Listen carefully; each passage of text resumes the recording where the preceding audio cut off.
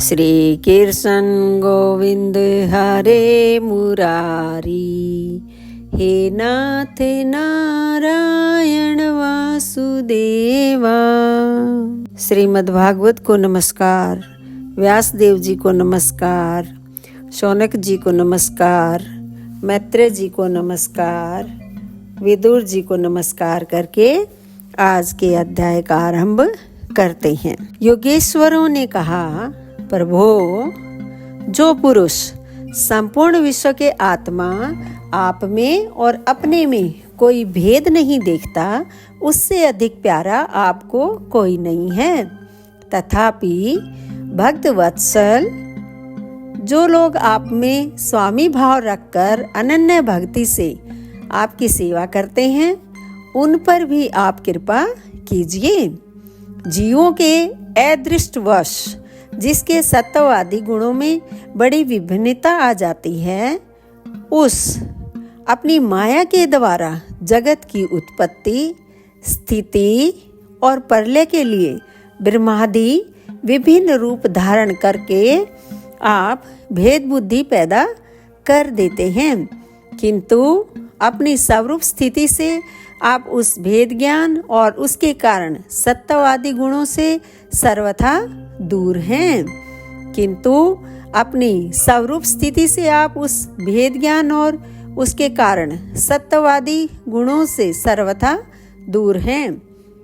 ऐसे आपको हमारा नमस्कार है। ब्रह्म स्वरूप वेद ने कहा, आप ही धर्म आदि की उत्पत्ति के लिए शुद्ध सत्व को स्वीकार करते हैं, साथ ही आप निर्गुण भी हैं। अतएव आपका तत्व न तो मैं जानता हूँ और न ब्रह्मादि कोई और ही जानते हैं। आपको नमस्कार है। अग्निदेव ने कहा, भगवान, आपके ही तेज से प्रज्वलित होकर मैं श्रेष्ठ यज्ञों में देवताओं के पास घृत मिश्रित हवि पहुंचाता हूँ। आप साक्षात यज्ञ पुरुष एवं यज्ञ की रक्षा करने वाले हैं। अग्निहोत्र, दर्श, पौर्णमास, चातुर्मास्य और पशु सोम, ये 5 प्रकार के यज्ञ आपके ही स्वरूप हैं तथा आश्रव्य, अस्तु श्रोष्ठ, यजे, ये यजामहे और वषट, इन 5 प्रकार के यजुर मंत्रों से आपका ही पूजन होता है। मैं आपको प्रणाम करता हूँ। देवताओं ने कहा, देव, आप आदि पुरुष हैं। पूर्व कल्प का अंत होने पर अपने कार्य रूप इस प्रपंच को उदर में लीन कर आपने ही प्रलयकालीन जल के भीतर शेषनाग की उत्तम सैया पर शयन किया था। आपके आध्यात्मिक स्वरूप का जनलोक आदिवासी सिद्धगण भी अपने हृदय में चिंतन करते हैं। अहो, वही आप आज हमारे नेत्रों के विषय होकर अपने भक्तों की रक्षा कर रहे हैं। गंधर्वों ने कहा, देव, मरीचि आदि ऋषि और ये ब्रह्मा, इंद्र तथा रुद्राणी, रुद्र आदि देवतागण आपके अंश के भी अंश हैं। महत्तम, यह संपूर्ण विश्व आपके खेल की सामग्री है। नाथ, ऐसे आपको हम सर्वदा प्रणाम करते हैं। विद्याधरों ने कहा, प्रभो, परम पुरुषार्थ की प्राप्ति के साधन रूप इस मानव देह को पाकर भी जीव आपकी माया से मोहित होकर इसमें मेरेपन का अभिमान कर लेता है। फिर वह दुर्बुद्धि अपने आत्मियों से तिरस्कृत होने पर भी असत विषयों की ही लालसा करता रहता है। किंतु ऐसी अवस्था में भी जो आपके कथा अमृत का सेवन करता है, वह इस अंतःकरण के मोह को सर्वदा त्याग देता है। ब्राह्मणों ने कहा, भगवान, आप ही यज्ञ हैं, आप ही हवि हैं, आप ही अग्नि हैं, स्वयं आप ही मंत्र हैं, आप ही समीधा, कुशा और यज्ञ पात्र हैं तथा आप ही सदस्य, ऋत्वेज, यजमान एवं उसकी धर्मपत्नी, देवता, अग्निहोत्र, स्वधा, सोमरस, घृत और पशु हैं। वेद मूर्ते, यज्ञ और उसका संकल्प दोनों आप ही हैं। पूर्व काल में आप ही अति विशाल विराह रूप धारण कर रसातल में डूबी हुई पृथ्वी को लीला से ही अपनी दाढ़ों पर उठाकर इस प्रकार निकाल लाए थे जैसे कोई गजराज कमलिनी को उठा लाए। उस समय आप धीरे धीरे गरज रहे थे और योगीगण आपका यह अलौकिक पुरुषार्थ देखकर आपकी स्तुति करते जाते थे।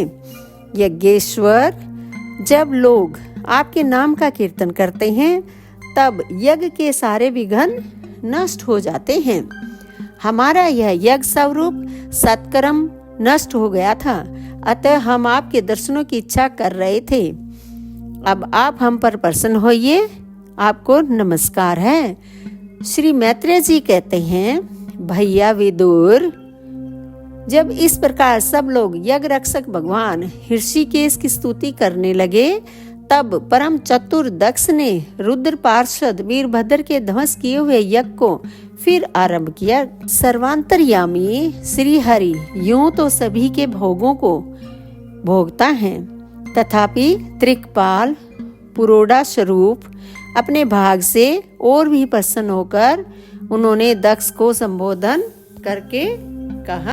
श्री भगवान ने कहा, जगत का परम कल्याण मैं ही ब्रह्मा और महादेव हूँ। मैं सबका आत्मा, ईश्वर और साक्षी हूँ तथा स्वयं प्रकाश और उपाधि शून्य हूँ। विप्रवर, अपनी त्रिगुणात्मिका माया को स्वीकार करके मैं ही जगत की रचना, पालन और संहार करता रहता हूँ और मैंने ही उन कर्मों के अनुरूप ब्रह्मा, विष्णु और शंकर ये नाम धारण किए हैं। ऐसा जो भेद रहित विशुद्ध पर ब्रह्म स्वरूप मैं हूँ, उसी में अज्ञानी पुरुष ब्रह्मा, रुद्र तथा अन्य समस्त जीवों को विभिन्न रूप से देखता है। जिस प्रकार मनुष्य अपने सिर, हाथ आदि अंगों में ये मुझसे भिन्न है ऐसी बुद्धि कभी नहीं करता, उसी प्रकार मेरा भक्त प्राणी मात्र को मुझसे भिन्न नहीं देखता। ब्रह्मन, हम ब्रह्मा, विष्णु और महेश्वर तीनों स्वरूपतः एक ही हैं और हम ही संपूर्ण जीव रूप हैं। अतः जो हम में कुछ भेद नहीं देखता वही शांति प्राप्त करता है। श्री मैत्रेय जी कहते हैं, भगवान के इस प्रकार आज्ञा देने पर प्रजापतियों के नायक दक्ष ने उनका त्रिकपाल यज्ञ के द्वारा पूजन करके फिर अंगभूत और प्रधान दोनों प्रकार के यज्ञों से अन्य सब देवताओं का अर्चन किया। फिर एकाग्रचित हो भगवान शंकर का यज्ञ शेष रूप उनके भाग से यजन किया तथा समाप्ति में किए जाने वाले उद्दवसान नामक कर्म से अन्य सोमपाई एवं दूसरे देवताओं का यजन कर यज्ञ का उपसंहार किया और अंत में ऋत्विजों के सहित अवभृत स्नान किया। फिर जिन्हें अपने पुरुषार्थ से ही सब प्रकार की सिद्धियां प्राप्त थी, उन दक्ष प्रजापति को तुम्हारी सदा धर्म में बुद्धि रहे ऐसा आशीर्वाद देकर सब देवता स्वर्ग लोक को चले गए। विदुर जी, सुना है कि दक्ष सुता सती जी ने इस प्रकार अपना पूरा शरीर त्याग कर फिर हिमालय की पत्नी मेना के गर्भ से जन्म लिया था। जिस प्रकार प्रलय काल में लीन हुई शक्ति सृष्टि के आरंभ में फिर ईश्वर का ही आश्रय लेती है, उसी प्रकार अनन्य प्रायणा श्री अंबिका जी ने उस जन्म में भी अपने एकमात्र आश्रय और प्रियतम भगवान शंकर को ही वर्ण किया। विदुर जी, दक्ष यज्ञ का विध्वंस करने वाले भगवान शिव का यह चरित्र मैंने बृहस्पति जी के शिष्य परम भागवत उद्धव जी के मुख से सुना था। कुरुनंदन, श्री महादेव जी का यह पावन चरित्र यश और आयु को बढ़ाने वाला तथा पाप पुंज को नष्ट करने वाला है। जो पुरुष भक्ति भाव से इसका नित्य प्रति श्रवण और कीर्तन करता है वह अपनी पाप राशि का नाश कर देता है। दोस्तों, यहाँ पर यह अध्याय समाप्त होता है।